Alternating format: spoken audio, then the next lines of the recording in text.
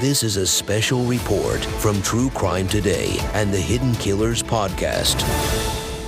This is continuing coverage of the trial of Parkland Resource Officer Scot Peterson. We go now to the courtroom. I know the court's ruling stands. It's just a reminder of the law for the closing arguments. We're just asking the court to keep in mind that because there was a lot promised by defense in opening that did not come out during trial, we are going to be objecting in reference to politics, Riddick, Halliburton, all those things. So we just filed that last night, so make sure that it's in Odyssey. Okay, understood. But I wanted to address it just to make sure I'm Yes, not foul of what the court's ruling is. I have no problems with 2, 3, and 4. I just need clarification. Obviously, I am not legally allowed because of Halliburton to say they didn't call a particular witness.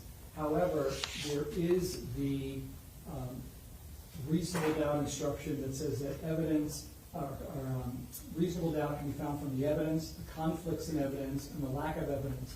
I will be focusing on a lack of evidence, and I don't want to be held back from bringing up evidence. For example, like when Curcio said that Riddick had a file that contained documents, that contained interviews with the students that exited the 700 and 500 building. There's a fine line between saying they didn't call him and me highlighting the things that we know that he would have done as the investigator. So I just wanted to make sure that that's... Yeah, listen, I mean, I think that's okay. There was testimony from the detective about, I believe he kept referring to FDLE as handling the investigation into the law enforcement response, and there was certainly testimony to that, so. And then the other thing is, I certainly want to highlight the failures that came up during trial by higher-ups, the failure of debriefings, the failure of the patching of the radios, the using of an old radio system. All these things, I believe, the evidence shows, were a result of mistakes made by higher-ups. And while that's not, I think, what they're addressing, I don't want that to be a problem. Yeah, I mean, that was part of the testimony. So Yeah, each side can make arguments, reasonable inference as to whatever evidence, witnesses, or testimony they think it supports. I have no policies, but I would probably handle any objections in that regard the way I always do, which is remind the jurors the 2.7 closing argument instruction, which I'm going to tell them before we get going. What the lawyers say is not evidence. These arguments are meant to assist them in their determination of the facts, but they will be determining the facts of the case.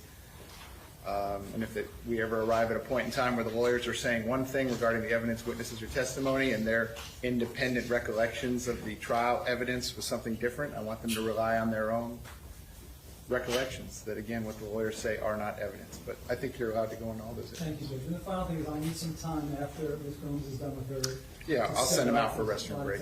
That's not a problem. So, Ms. Gomes, if I have it right, you want me to give you a 5-minute warning after you've used 70 minutes. I'll give you another tap when you're at 75 minutes. I'm not going to stop you, so if you go over whatever balance of the 120 minutes is what would be left for Mr. Kilburn's rebuttal. Is that correct? Yes, Judge. Mr. Kilburn, I neglected to note, if I asked you Friday, I didn't write it down. Did you want a warning? Yes, 2 minutes. 2 minutes? Yes, please. And we'll get you a Post-it note, Mr. Kilburn, so you know how much time you have in total for your rebuttal argument. And Mr. Igosh, you want a warning at 10 minutes? Correct. Okay. And each side has shown the other side whatever demonstrative aids or exhibits that they're going to be using during their closing argument? I showed the timeline. The only thing that I didn't show were the things that are already in evidence that I'll be showing from evidence. And I'll address both sides, but let me ask Ms. Gilms first, since you're going first. Are you going to display for the jury any evidence that the public cannot view? Yes, I will. I would like the screens to be turned off for my entire closing. That way it's just easier instead of turning them on, turning them off. The only thing I'll need, in addition to having the screens off and the visuals, I will need the Elmo. I don't mind if what's seen on Elmo is visible, but... Well, I think if the screens are off, they're off. It's just so. easier. Is that what you want? Yes. Okay. I mean, we're happy to turn. I've got Court Deputy Unic back there. We can have them on when it's appropriate, turn them off when it's appropriate. It's your closing argument. I'll do it however you want. You want them all off? Yeah, it's easier. Yeah, Judge, I'll just keep them off. Okay. And Judge, for me, there won't be anything sensitive, so I'd like them all on. Okay. Yep. So after Ms. Gomes' an opening, closing argument. I'll send the jurors out for a quick restroom break. You can set up, Mr. Igarsh, the technology as you see fit. We can get all the screens back on, and then we'll bring the jurors back in. State, anything else you need me to address before we get going? Yes, I just one other matter. I believe on Friday, when the defense rested, I know the court had a colloquy with the defendant regarding the right to remain silent. I don't think there was a colloquy regarding witnesses being called by the defense and whether the defendant was satisfied with the witnesses, that all the witnesses he wanted to call. So I typically don't do that, quite candidly. I mean, it's the fundamental decision about whether you want to testify or not, that belongs to the client. So I always talk to the clients about that. I think what you're asking more deals with trial strategy, and that's between him and his attorney. So. Well, again, when it comes to case law and post-conviction, there is case law for the proposition that the defendant makes a claim that there were witnesses that were not called. He wanted called, and there's no explanation. It can be a problem. All right, Mr. Igarsh, do you have any objection if I put your client under oath and ask him about that? If you do, I'll probably sustain the objection. Yeah, I would object. Okay. So respectfully, the state's request is denied. Anything else? No, Judge, nothing from the state. Okay. Defense, anything else you need me to address before we get going? No, we're ready. Okay. Please bring the jury in.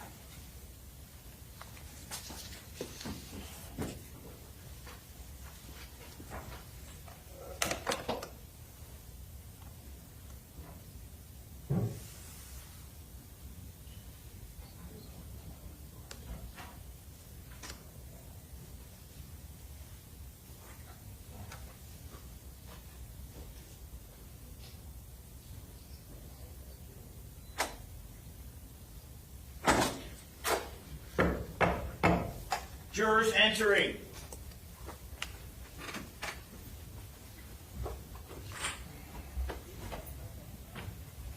Ladies and gentlemen, welcome back. Come on in.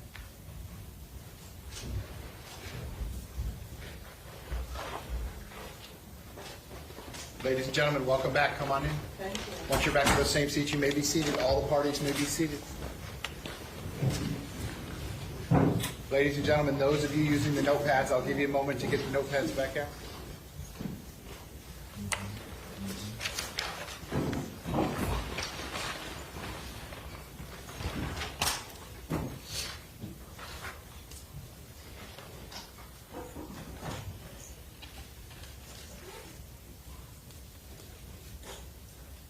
Okay, ladies and gentlemen, welcome back. I hope you had a nice weekend. Ladies and gentlemen, both the state and the defendant have now rested their case. The attorneys now will present their final arguments. Please remember that what the attorneys say is not evidence or your instruction on the law. However, do listen closely to their arguments. They are intended to aid you in understanding the case. Each side will have equal time, but the state is entitled to divide this time between an opening argument and a rebuttal argument after the defense has given its closing argument. So with that being said, Ms. Gomes, when you are ready, you may proceed. Thank you, Judge.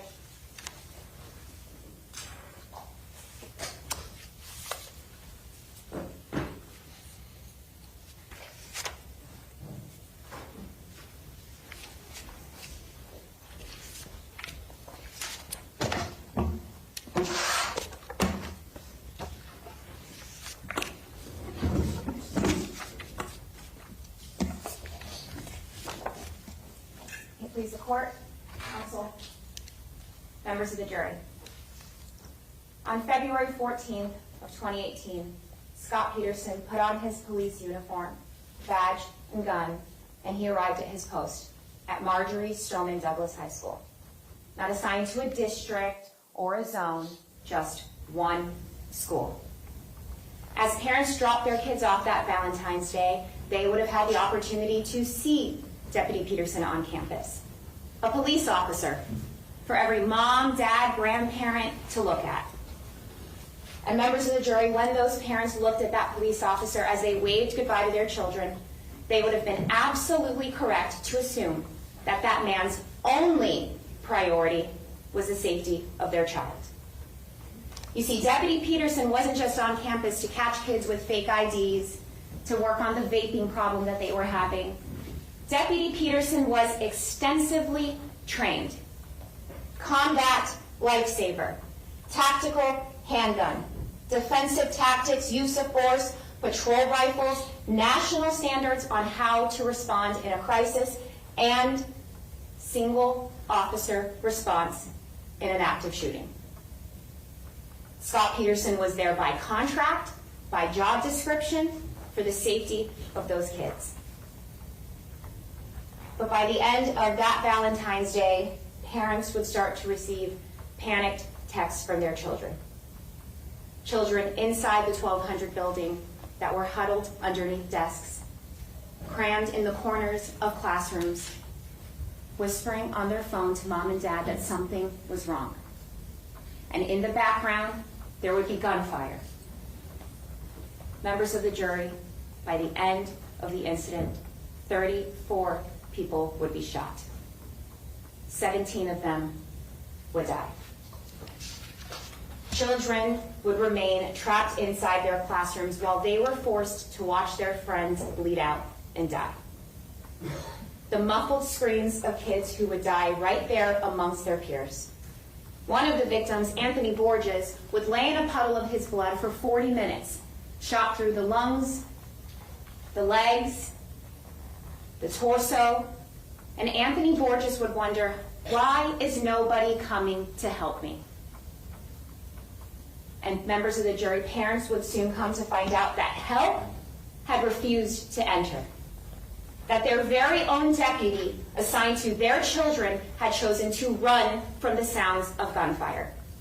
Those parents would come to find out that there had been a specific moment that day at 2:23 p.m.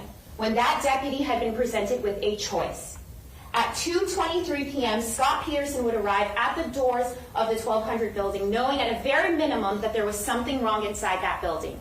Knowing at a very minimum that there were the sounds of firecrackers or a suspicious sound.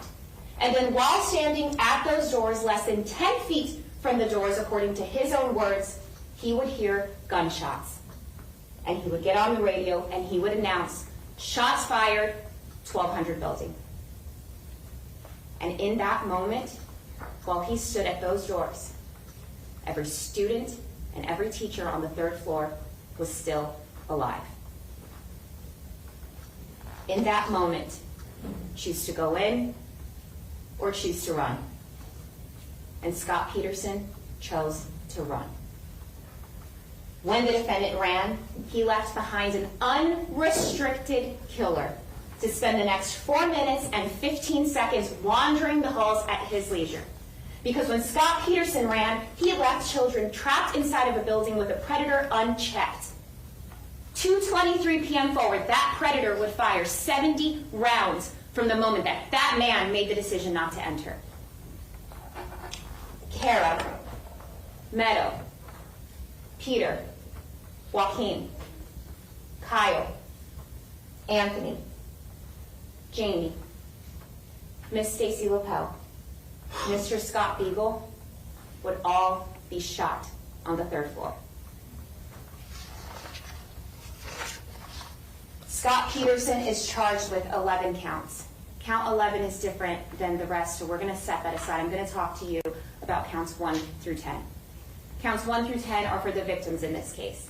Counts 1 through 7 are for those who were under 18, the children, and counts 8, 9, and 10 are for the adults. Now, I say adult, but Meadow Pollock was 18, for all intents and purposes, a teenager in high school. The counts related to the children are called neglect of a child. The counts related to the adults, culpable negligence. As I mentioned, there were 34 total victims, so why has the state charged for only 10 of the victims? The timeline is the answer to that question.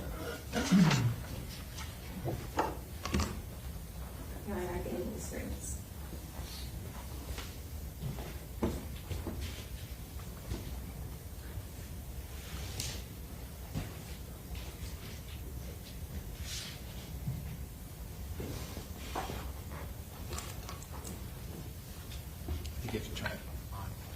I need the actual screens for the jurors, not the Ono.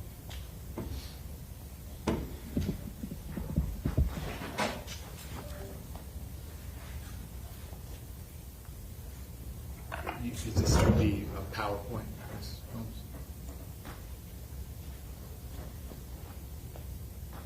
Mr. Savitsky, would that be the wireless feed? It's on Attorney 3. Attorney 3. Got it. You can all take a look at the images in front of you. We're going to start at 2:19 p.m. At 2:19 p.m., the shooter arrives on campus and the defendant is inside his office in Building 1. The shooter enters the 1200 building on the east side and prepares to start shooting. When that happens, the defendant is still in Building 1. Now, at this point, once the shooting begins, we know that everyone with a school radio, including the defendant, hears Monitor Medina come over the radio and announce that there are firecrackers or suspicious sounds coming from the 1200 building. We know that Coach Greenleaf, Coach Stabley, they hear the same thing. Coach Greenleaf walks up to the defendant and he says, "Hey, did you hear what just came over the radio?" And the defendant says, "Let's go check it out." Coach Greenleaf tells us that as he's on the golf cart heading towards the 1200 building, he hears sounds coming from the building.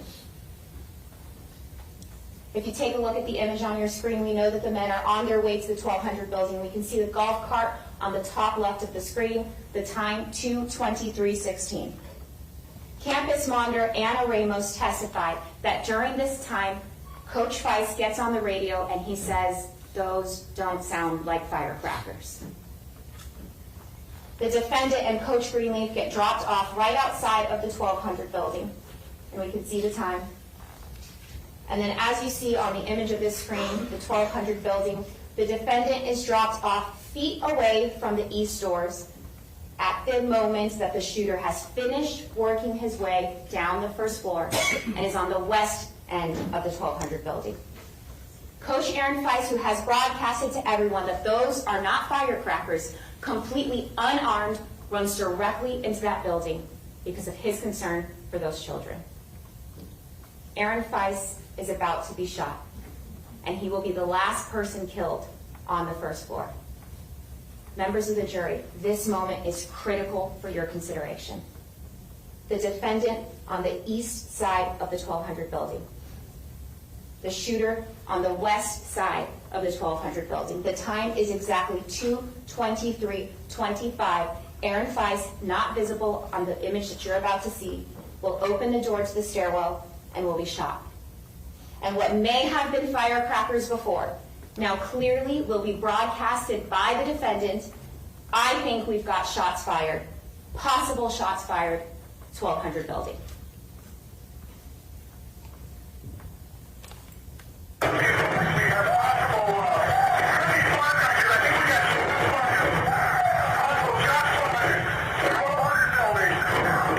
Coach Greenleaf, Coach Bonner, Coach Stabley, Maintenance supervisor Ed Suarez and every student that comes out of the 700 building due to that fire alarm and the defendant hear those shots. From that moment forward, no one on campus has any doubt that something is wrong. And the armed police officer just came over the radio and told us, gunshots, and it's the 1200 building. If you look at the image on your screen, the east side of the 1200 building, in that moment, the defendant is standing 10 feet from this building, according to his statement to Detective Curcio. And he now knows, pursuant to all of his training, every time the trigger is being pulled, another child is being shot. He stands there with the knowledge of a 28-year deputy assigned to protecting children, knowing that the number one goal in that moment is move towards the sounds of gunfire. At a minimum, in that moment, the defendant can look through those windows we see on your screen.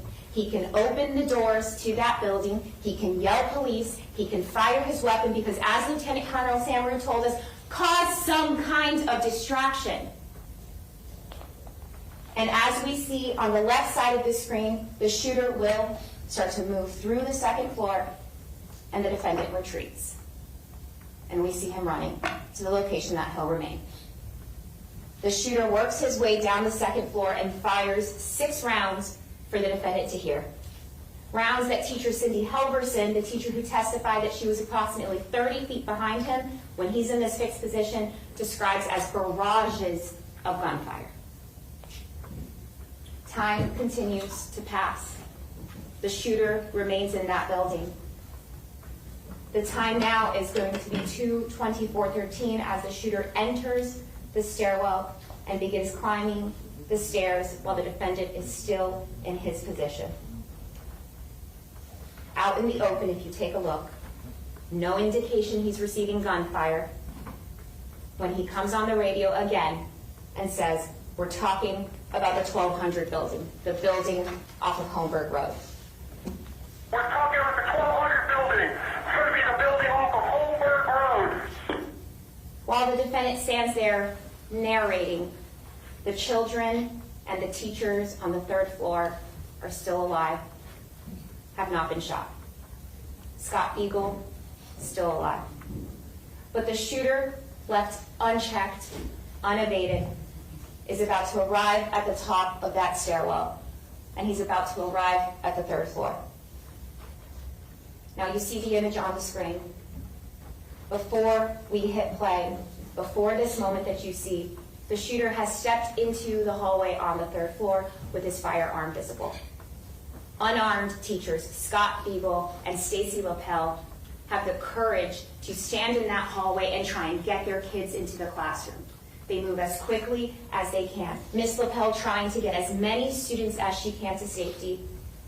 Meadow, Joaquin, Anthony, and Kara are running towards those classroom doors, seconds away from making it to safety when the gunshots start blasting and they are forced to turn around and head in the opposite direction.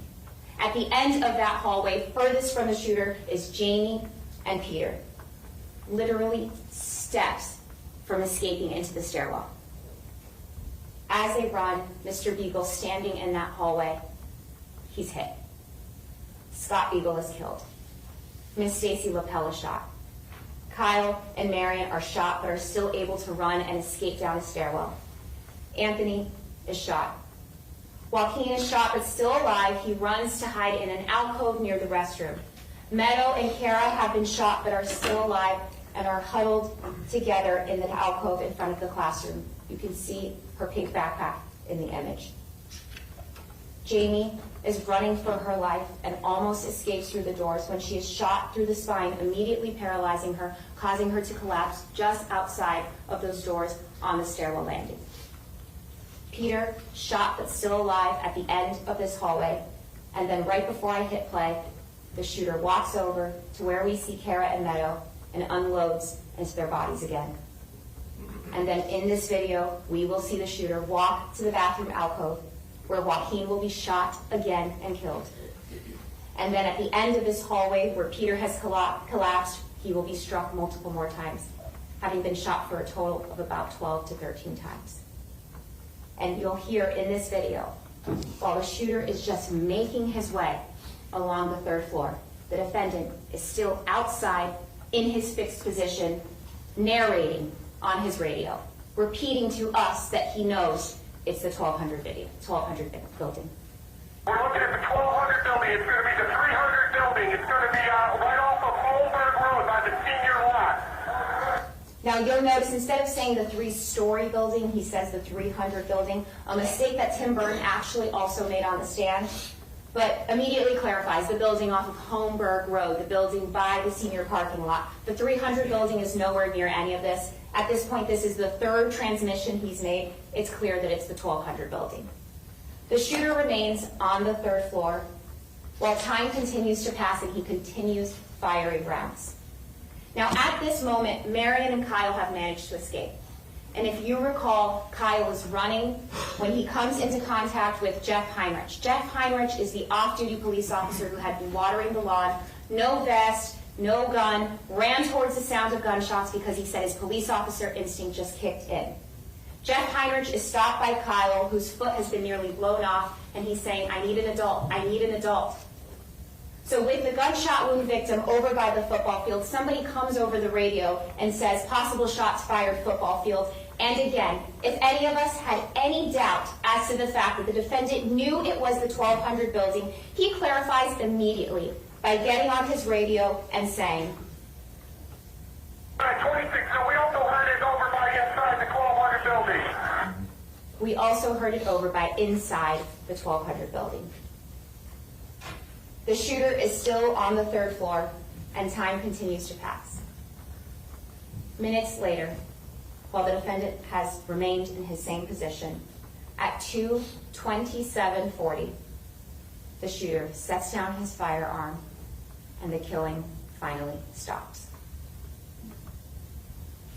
The time on the screen, 2:27:40. All right, do not approach the 12 or 1300 building. Stay at least 500 feet away at this point. 2:28, nearly 7 minutes after the shooting began, the shooter finally exits Building 12. And as the shooter is exiting Building 12, running directly down the line of sight of the defendant, which according to his attorney, his client is actively scanning, the defendant comes over the radio and repeats a variation of the instruction that he's been giving throughout this entire incident. Stay 500 feet back. This is after telling officers, stay away, set a perimeter, nobody come near. And in this moment, again, the defendant, directing officers to position themselves to completely miss the shooter exiting that building. Directing officers not to respond to the building where 70 plus shots have been fired while he stood there. Directing officers not to render aid to the wounded. Directing officers to do the exact opposite of what is trained in these types of incidents. The shooter continues to run until he casually blends in with the children. And now the victims remain inside the building in desperate need of medical attention. Amongst the 11 deceased and 13 wounded on floor 1 are those that have been killed and shot on the 3rd floor.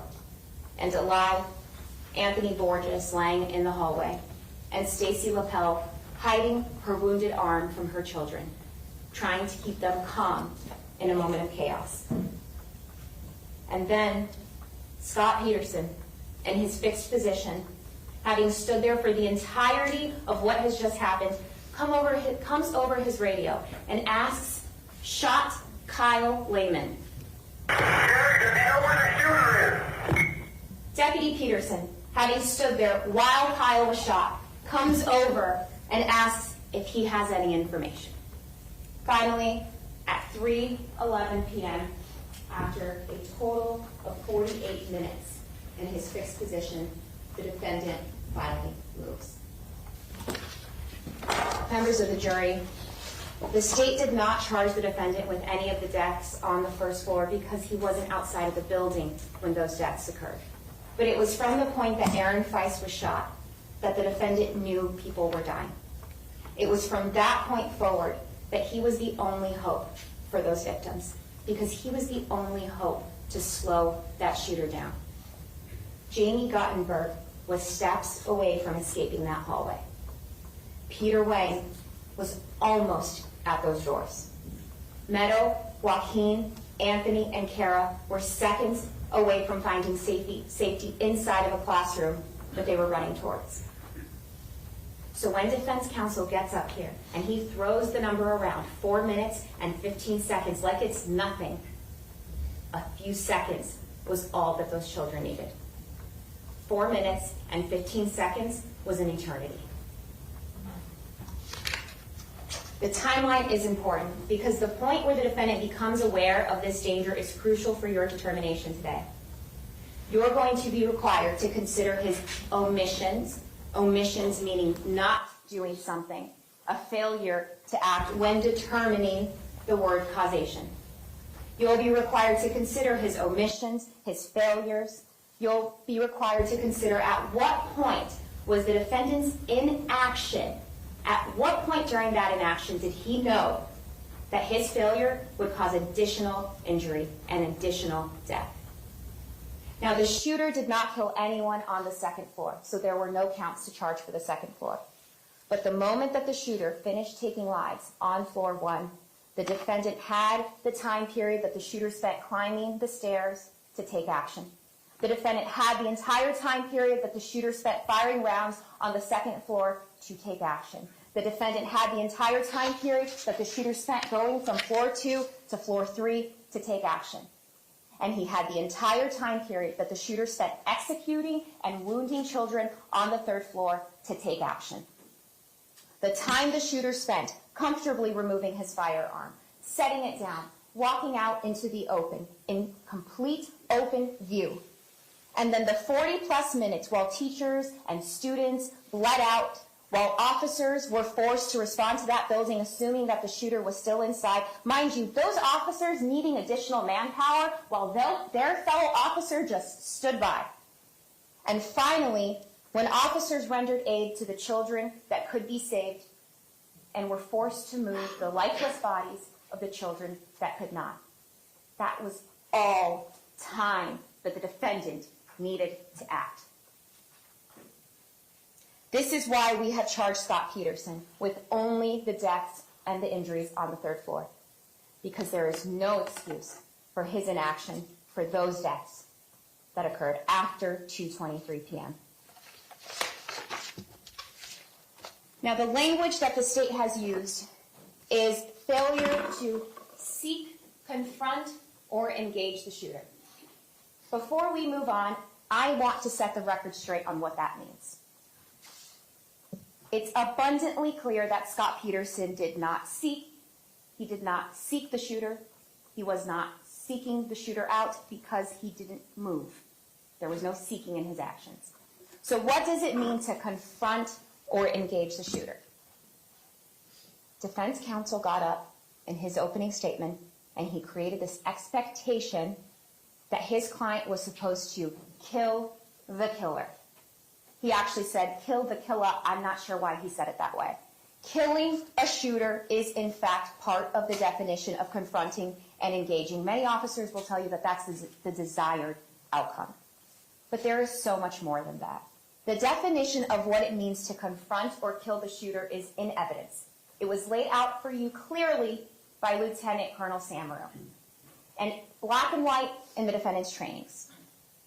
Although neutralizing the suspect can end a threat, there are alternatives that will get the suspect to stop killing victims.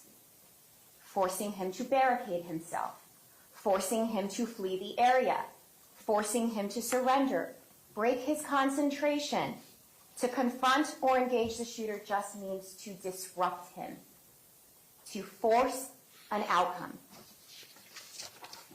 These shooters are looking for soft targets. That's what the evidence showed us.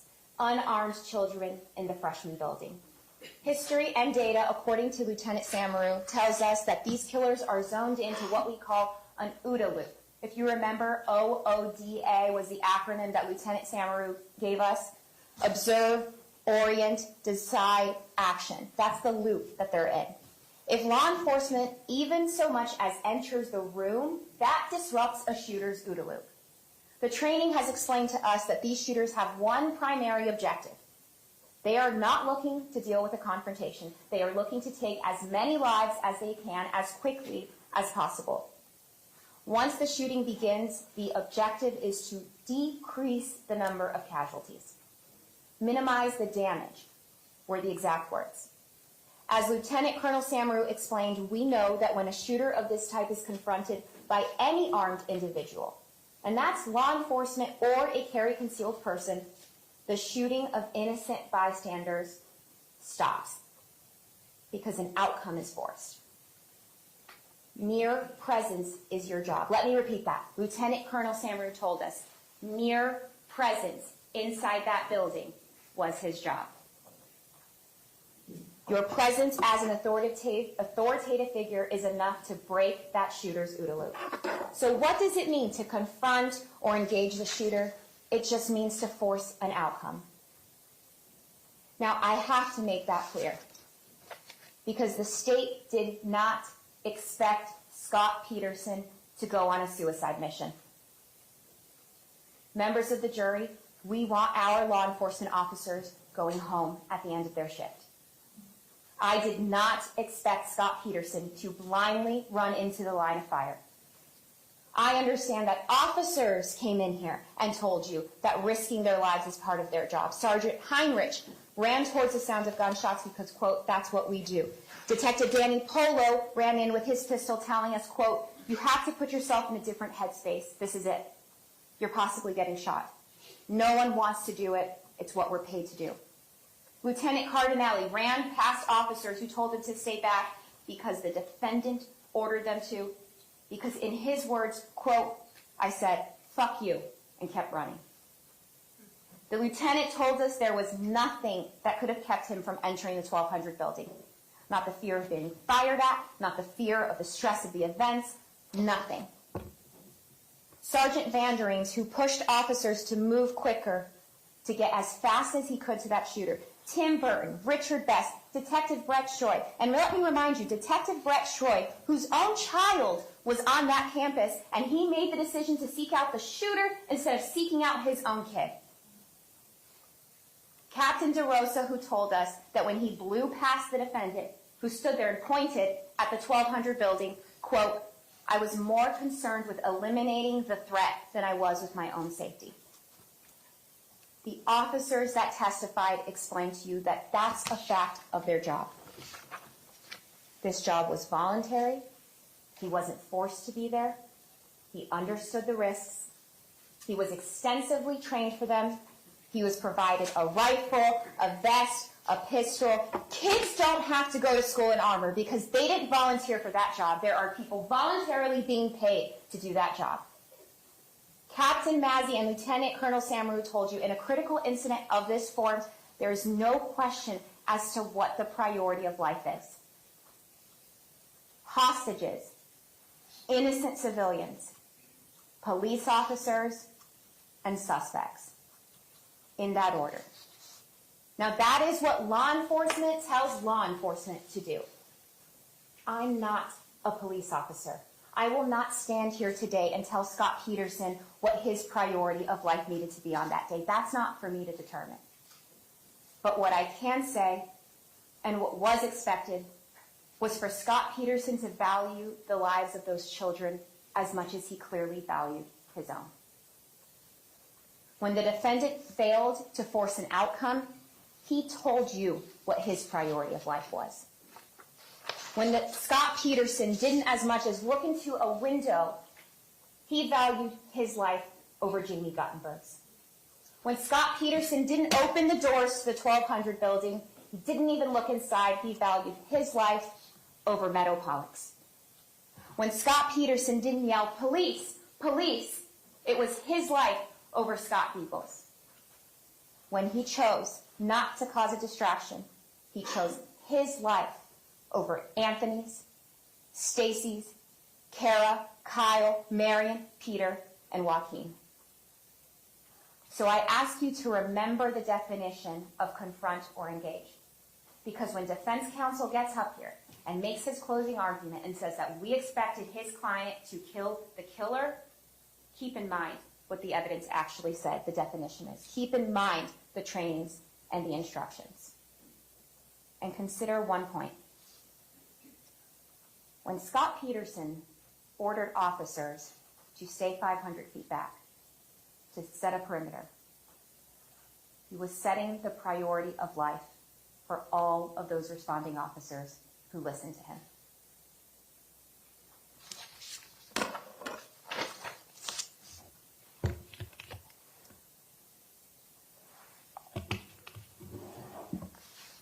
Members of the jury, in order for the state to prove the charges against Scot Peterson, there are specific elements that we have to prove.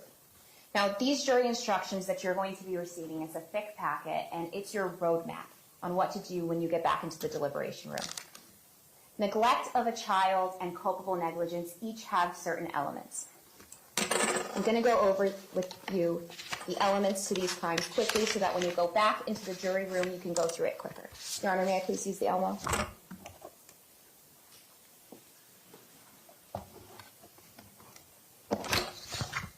You're going to notice when I put the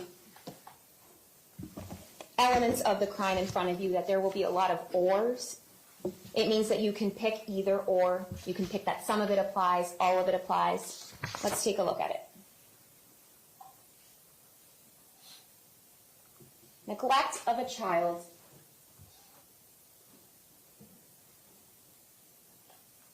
has 4 elements.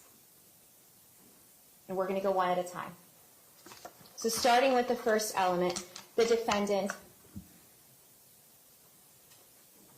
willfully or by culpable negligence failed or omitted to provide the child with the care, supervision, and services necessary to maintain the victim's physical or mental health, or failed to make a reasonable effort to protect the victim from abuse, neglect, or exploitation by another person. Now, you see that even in the top paragraph, there's an or. It's willfully or by culpable negligence, failed or omitted. The definition of willfully is obvious. You can use the plain understanding of what that means. It just means the intention to do something. Scot Peterson stood in his position for 48 minutes willfully. It was completely his will to stand there. It was his will to remain there. He made it very clear that he had no will or intention to enter the building. He willfully failed, omitted, or to provide care necessary for the physical health of those victims. Some of you may find that his actions are willful, and that's very obvious to you, but others may find that it's by culpable negligence. And the definition of culpable negligence is right below on this page.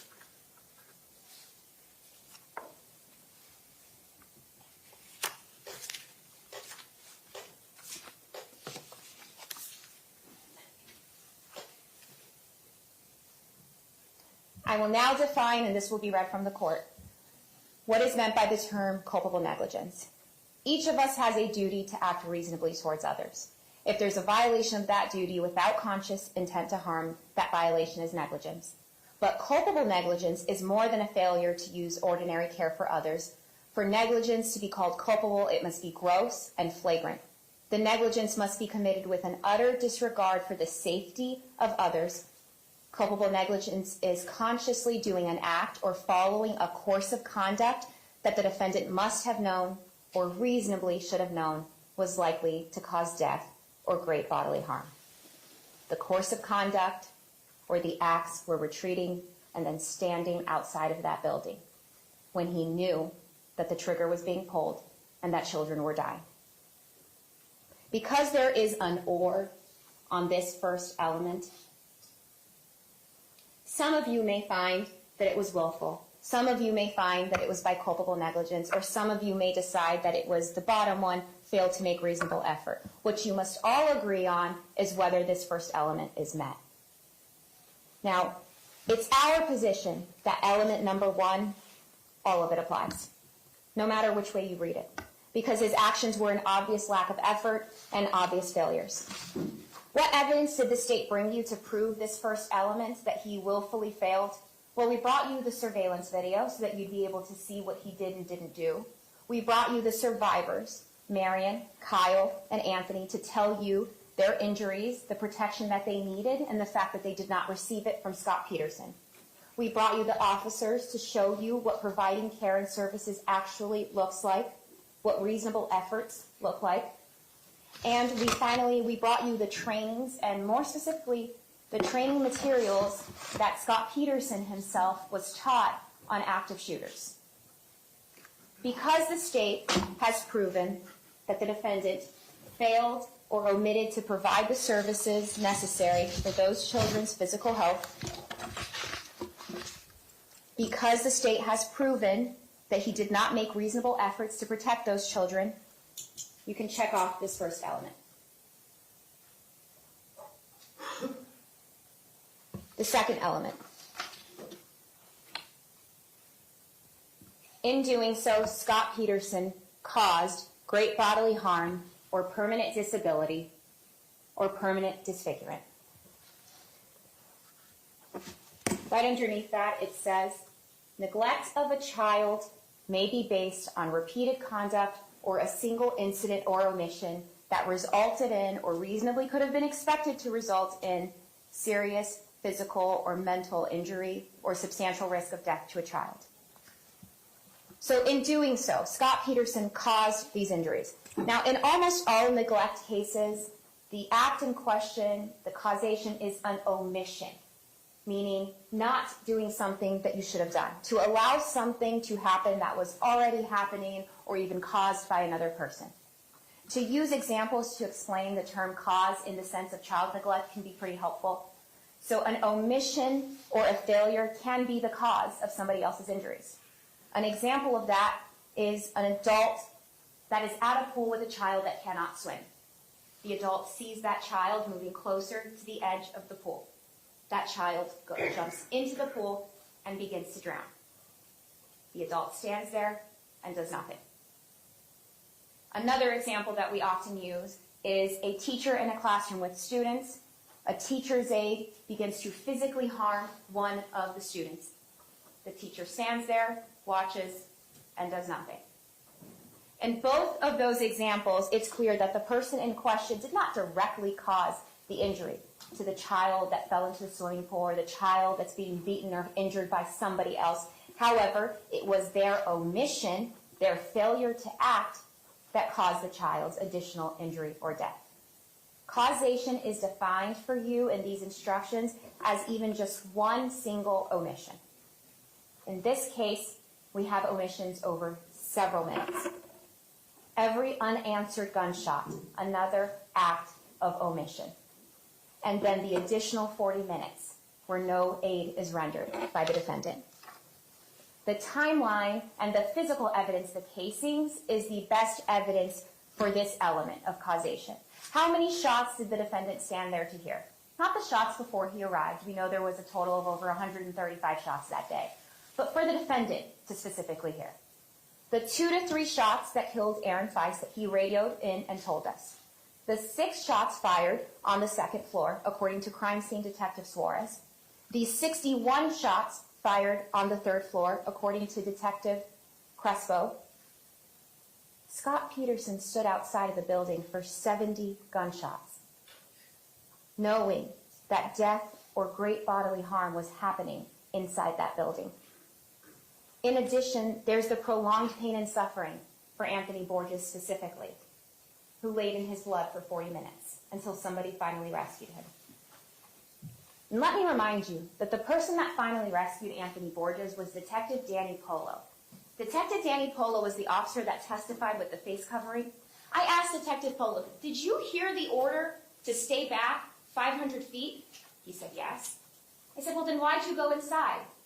He said, because we don't do that. That was dumb. Why would I do that? Those kids needed somebody inside, not 500 feet back. Because the state has proven that the defendant had the opportunity to act and did not, because his omissions were the cause, allowing the shooter to continue completely undisrupted, the state has proven the second element, and you can check off element number 2. Element number 3, Scot Peterson was a caregiver for the victims. The definition of caregiver is provided right underneath. Caregiver means a parent, adult household member, or any other person responsible for a child's welfare. The courts have actually explained that the phrase any other person responsible for a child's welfare has, quote, plain and obvious meaning. So was the defendant, who was the school resource officer responsible for the welfare of those children, a caregiver on this day? Yes. His only assignment every day was the welfare of those kids. The fact that the defendant was responsible for the welfare of the children at MSD is obvious based on the plain meaning, but also based on the school resource officer contract, which you all have in evidence, which you'll be able to take back with you. And quoting from that contract, according to the contract, his duties were to be at school during regular hours, right alongside the teachers and the principals, to assist in the prevention of juvenile delinquency, teach kids about law enforcement, develop positive relationships, help victims of crimes, and, most importantly, protect and secure the school. You heard from school resource officers Gloria Crespo, Sergeant Heinrich, Lieutenant Cardinelli, Officer Burton. They all told you that as part of their role on campus, they asked, similar to teachers in the fact that they conduct administrative searches, meaning they can go through a kid's backpack, unlike other law enforcement officers who need to get a warrant or have to be able to articulate it. They can just do what the teachers and the staff on campus do, and that they're there to protect the kids. Welfare of the children in all sense of the word. Now, I want to pause to point something out here. Scot Peterson was the only police officer on that day that was officially assigned, clearly delineated caregiver for the children at MSD. None of the other officers who arrived on scene had any caregiver obligation as it relates to this statute. Their jobs, those other police officers, is not to look over just one collective group of kids. They respond to calls, they're on the road, they're in a detective bureau. Scot Peterson was the only caregiver because his only job was to maintain the welfare of those kids. Because the state has proven through the school resource officer contract, through the school resource officer testimony, and the school administration testimony regarding the expectation of the defendant's role on campus, you can check off this third element. Finally, element number 4 is what we often refer to as an element that's not really in dispute. There will be a stipulation that's read to you about the ages of the victims, the cause of death, the manner of death, and then we brought in the medical examiners who also testify to the age of the victims. So due to the testimony from the medical examiners as well as the stipulation of the parties, you can check off element number 4. Once you go through these elements for the 7 children, you can flip to the back of the jury instructions and you'll see the verdict form. And you can check guilty for all counts as it relates to neglect of a child. Then there's the additional counts of culpable negligence. Culpable negligence is very straightforward. There's only 2 elements to culpable negligence.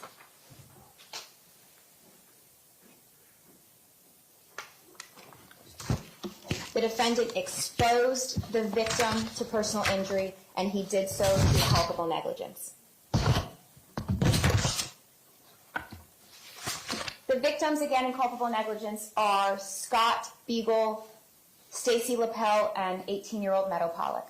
To expose just means that the defendant left those victims vulnerable to attack. He exposed them to personal injury when he made the decision not to attempt to investigate the sounds of the gunshots, to stay 75 feet back when he made no effort to engage the shooter. The definition of culpable negligence will be found below here. And I bolded for you that culpable negligence is a course of conduct showing reckless disregard for human life or for the safety of persons exposed to its dangerous effects, or such an entire want of care to raise the presumption of a conscious indifference to the consequences of which shows wantonness or recklessness or a grossly careless disregard for the safety and welfare. You don't have to believe that the defendant had a conscious intent to harm in order to find him guilty of any of these 10 counts. The evidence shows that the defendant had a, quote, reckless disregard for human life as required by this count because he knew the dangers that lied ahead for Meadow, Scott Beagle, and Stacy Lapel when he fled from that building. He showed conscious indifference to the consequences that those victims were facing when the shooter was left inside with no one to stop him. He grossly and carelessly disregarded the safety and welfare of Meadow, Scott, and Stacy. Because the state has proven that the defendant had a duty, he knew what his duty was, and he refused to perform it, you can check off the 2 elements necessary to prove culpable negligence.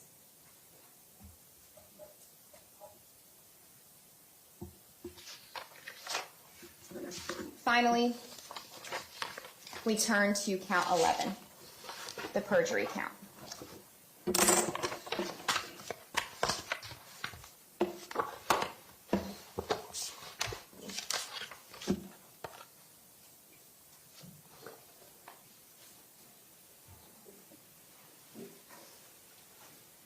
Counts 1, 2, and 3 are very straightforward. They were proven through the testimony of Detective John Curcio when he told you that the statement was under oath and that he swore to tell the truth, nothing but the truth.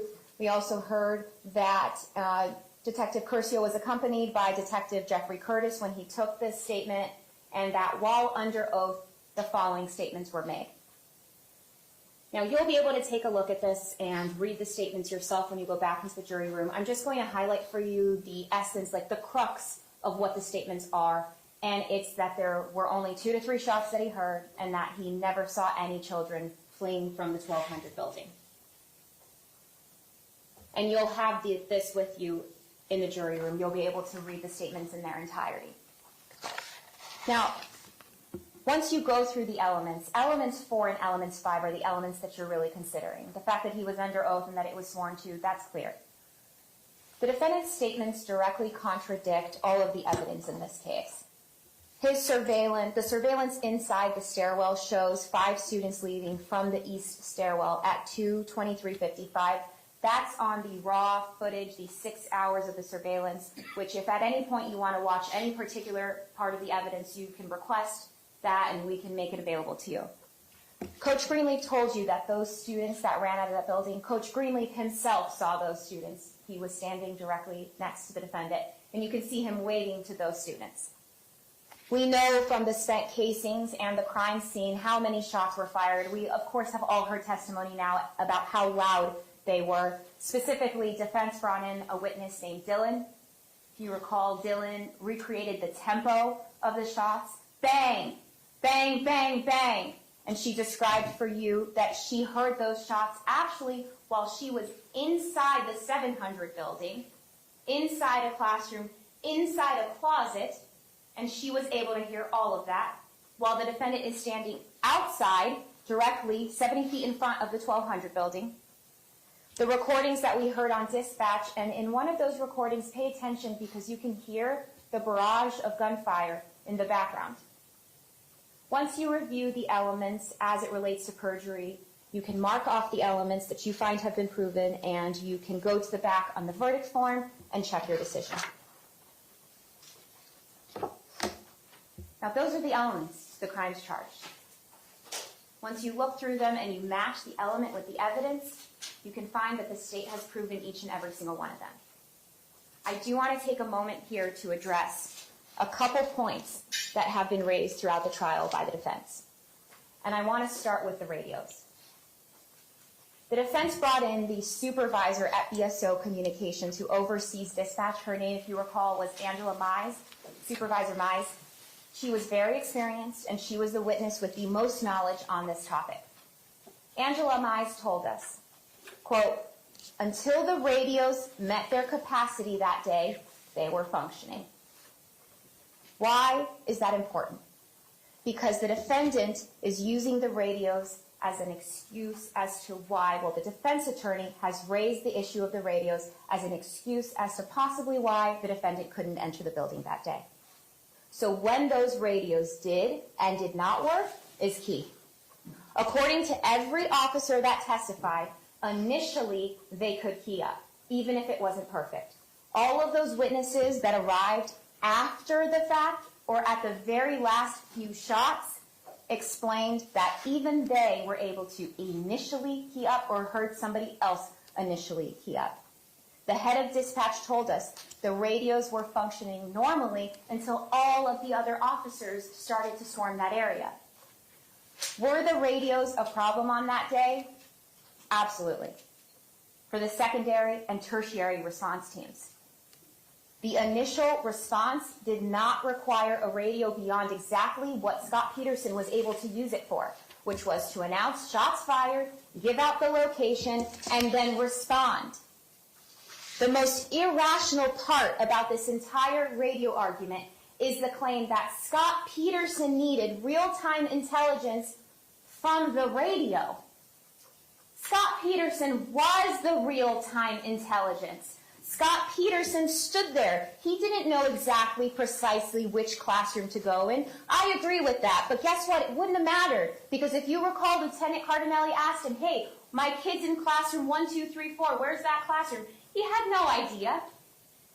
What would knowing the precise classroom have aided as far as entering into that building?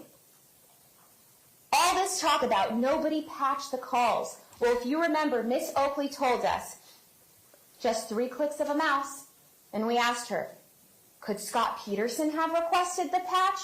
And she said Scot Peterson could have requested the patch himself. You'll notice that there's a theme in all of the reasons as to why the defendant couldn't go in the building that day. The calls weren't patched. Who could have asked for the patch? Scot Peterson. He wasn't wearing his vest. Whose job was it to wear his vest? Scot Peterson's. But there was an echo. Whose job was it to step out from that hallway if there's an echo? Scot Peterson's. But he was outgunned. Who was provided a rifle that he chose not to have on his person? Scot Peterson. And I'll make a note here, there is absolutely no evidence in the record that Scot Peterson believed he was under sniper fire. He never said sniper fire that day. He never said it in his interview with Detective Curcio. There was no round confirmation, the rounds hitting his feet or near the structures around him. There was no mention of him ever seeing anything outside of those windows. And if Scot Peterson actually thought that he was under sniper fire, he chose the dumbest place he could have stood. Directly in line of that sniper fire. What did the officers tell us? If you believe there's sniper fire, you hug the building. So keep in mind, Goolsby testified that he was able to make 5 to 7 transmissions before it crashed. DeVita told us that he remembers Jan Jordan being able to key up. And you have the full dispatch and evidence. We provided you with 10 minutes of the relevant portion, but you have the unedited full version. Go back, listen to it if it helps you in your determination, and you can hear the communication between officers. The communication problems grew as the police presence grew. And I'll point out, as it references to the issues with the radios before that day, prior to that day, every officer that testified said that as long as you stood outside, there was no problem. Where was Scot Peterson standing the entire time those kids were being killed? Outside. Officers that explained that they themselves experienced the radio problems while they were inside the 1200 building told you it wasn't a thought on their mind because they communicated verbally and because there were children that needed to be rescued. The radios had no bearing on his decision not to enter. His job in that moment was to move towards the sound of gunfire. Scot Peterson was boots on the ground with the most information out of anybody on that scene, and he chose to stand there like a dispatcher, narrating. To say that the man who was listening to the shots, killing children, needed real-time information from a radio is mind-boggling. So when you consider the radios, I ask you to keep in mind, at what point did the radios become a problem? And where on the priority list should it have fallen? Finally, the last issue that has to be addressed. Now, at this point in the closing, I can finally candidly speak directly to you. And I can tell you that the idea that Scot Peterson didn't hear gunshots or didn't know where they were coming from completely defies every piece of evidence in this case. The sounds of the gunfire, according to all of the witnesses, were extremely loud. Quote, the loudest sound I've ever heard in my life from a defense witness. Multiple barrages of gunfire. Pops from the 1200 building. Loud bangs from the 1200 building. And from the witnesses who actually had the opportunity to perceive things at the same time or from the same location as Deputy Peterson, Coach Greenleaf, Coach Stabley, Teacher Cindy Helverson, always from the area of the 1200 building. Clearly gunshots at or near the 1200 building. I won't even address the concept of defense using terrified 15-year-old children to somehow bring validity to the claim that his client didn't know where the gunshots were coming from, children who were outside for mere seconds. I trust that you can see the difference in those two situations. You heard the term football fields and football fields throughout this trial. I don't really watch football, but I know that football fields and football fields is really big. The size of this entire campus is completely irrelevant when we're talking about one building, according to his own client. The size of this entire building, when describing the situation, is mixing things that don't need to be mixed, inside or outside of the 1200 building. Those were the defendant's words over dispatch and in his statement with Detective Curcio. I don't doubt that the shots that killed Aaron Feist were extremely loud. I don't doubt that they sounded like they were coming from the west side of the 1200 building or even directly outside of the 1200 building. But whenever the defendant spoke over dispatch, it was always in reference to the same building. And members of the jury, let me be very clear about one thing. Had the defendant walked over to the 1300 building and entered the 1300 building, looked around, saw no bodies, no blood, no smell of gunpowder, and walked out and walked to the 1200 building, we wouldn't be here today. Had the defendant made any reasonable efforts to seek out stimulus, we wouldn't be here today. All he had to do was open the door. What the attorneys say is not evidence. That's important, because no matter how many times Mark Eiglarz says that the area in question was the entire campus, you have what's actually in evidence. The dispatch notes from 2:23, shots fired, 1200 building. 2:24:13, we're talking about the 1200 building. 2:25, we're looking at the 1200 building. 2:25, by inside the 1200 building. 2:28, do not approach the 12 or 1300 building. And at 2:24:36, you can actually hear the barrages of gunfire in the background.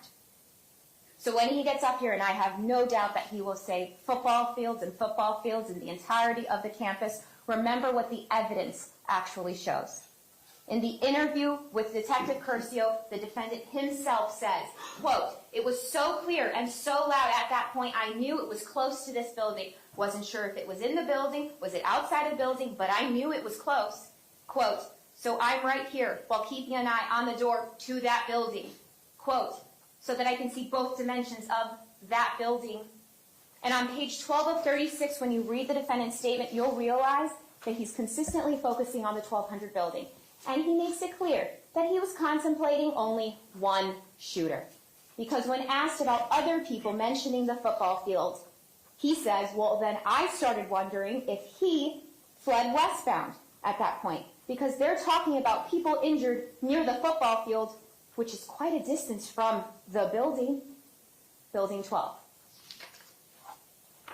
Please keep in mind when it comes to sound that Lieutenant Colonel Samaru told us the defendant specifically underwent training designed to recreate a situation where you cannot tell where the shots are coming from, where it's confusing, where there's an echo, and you have to use your senses to figure it out.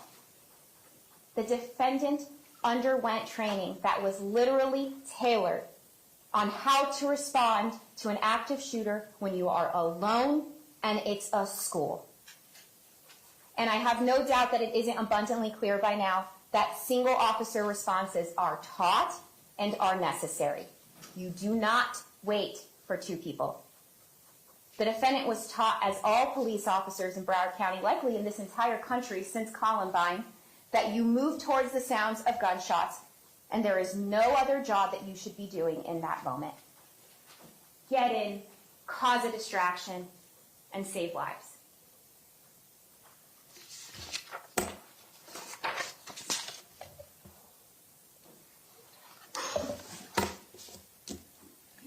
As I wrap up my closing remarks, my trial partners and I are very aware of the fact that this trial has been long. We thank you for the attention that you have paid our witnesses, and we thank you for the attention that you've shown both sides, all the witnesses. You were each selected because the attorneys are confident that you will be strong enough to reach a verdict. It can be uncomfortable to reach a verdict in any criminal case. But I will acknowledge it can be even more uncomfortable if, when you look over at the defense table, you see someone that some of you may find to look older. And I say that with all due respect. He was only 54 when this happened. You may see someone that held a job that you possibly respect. The judge is going to read you an instruction that explains that your verdict should not be based on sympathy or pity. It's natural to think that what Scot Peterson must have heard that day while he stood outside was terrible. It's natural to think that although he never entered the 1200 building, he would later see photographs of the victims that died. And some of you might have sympathy for him. Similarly, some of you may feel sympathy for the victims or the parents who are now left behind without their children, who haven't been sitting in this courtroom every day directly across from you. Your role is going to require each of you to look at his actions pragmatically. What was he supposed to do? And what did he do? This entire case boils down to those two questions. You will not be asked to consider anything beyond your verdicts, meaning you will not be given any instruction as to sentencing that he may or may not receive, and that is because you are not to consider sentencing when reaching your decision. You are making a factual finding as to the elements and whether they've been proven. That is your role today, and we trust that you will honor the oath that you took as jurors. On Valentine's Day 2018, Scot Peterson went to work that day like every other school resource officer in this country, and now every parent in this country, with the reality that a school shooting was possible. He was trained and he was armed. And when the moment came and he was called upon to act, he made a choice. At 2:23 p.m., Scot Peterson chose not to enter, knowing that those shots were being fired, and at every time the trigger was being pulled, one of his students was dying. He chose to retreat, and then he instructed all responding officers to stay back. His failures and his decisions resulted in the unimpeded killing of 10 individuals, unimpeded shooting of 10 individuals on the third floor. Because the defendant's inactions were inexcusable and his obstruction of the proper police response was inexcusable, the state is asking you to consider all of the facts and all of the evidence in this case and to render the only verdict that is supported by those things. And that is a verdict finding Scot Peterson guilty as to all of the counts. Thank you for your time.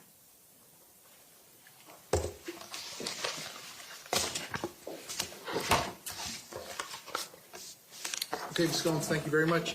Ladies and gentlemen, I'm going to give you a quick restroom break, and then we're going to continue with the closing arguments. Same admonition as always. Please don't discuss the facts of the case, the evidence, the witnesses, or the testimony amongst yourselves or anyone else. If you leave the notepads in your chairs and step in the back for me one moment, I will be right back with you. Thank you.